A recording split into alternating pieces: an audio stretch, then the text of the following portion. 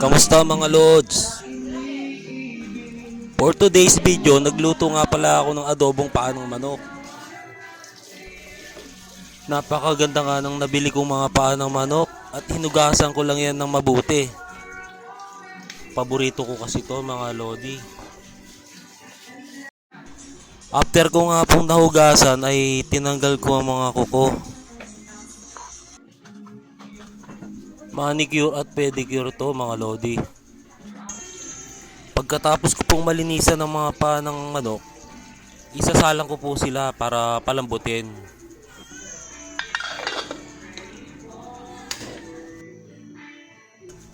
Habang pinapakuluan nga pala ang mga paa ay magpe-prepare ako ng bawang at sibuyas para panggisa po mamaya.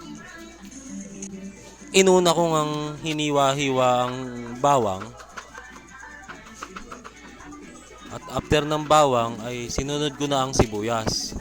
Hiniwa-hiwa ko lang rin. Pagkatapos kong maghiwa ng mga panggisa ay sandali kumulo na ang mga paa ng manok. At pwede na itong igisa. Nagpainit na po ako ng kawali at nilagyan ko na ng mantika. Inuna ko ang bawang. Ginisa-gisa ko lang hanggang mag-brown ng konti. Sinunod ko ang sibuyas at ginisa-gisa ko rin. Napakabango ng amoy mga lodi. At sinabay ko na ang mga paa ng manok. Ginisa ko na rin. Yan, gisa-gisa lang. Nilagyan ko po ng paminta, laurel at chicken cubes. At saka ko po hinalo-halo. Yan, mekos-mekos lang mga lods. Minekos-mekos ko lang yan. Naglagay na ako ng toyo. Ayan.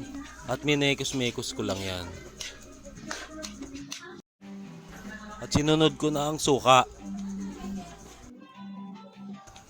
At nilagyan ko ng sili para may kagat. At mekos-mekos lang ulit. Hanggang kumalat ang sili. Nilagyan ko siya ng ketchup para mas masarap. At para maganda ang kulay ng adobo. Mekos-mekos lang hanggang maluto. Luto na mga lodi. At ngayon, tigiman na. Tikman natin kung gaano kasarap. Nyamanakin. Sarap. Sarap ang pulutan at pangulam. Paki-like and share po mga lods. Maraming salamat.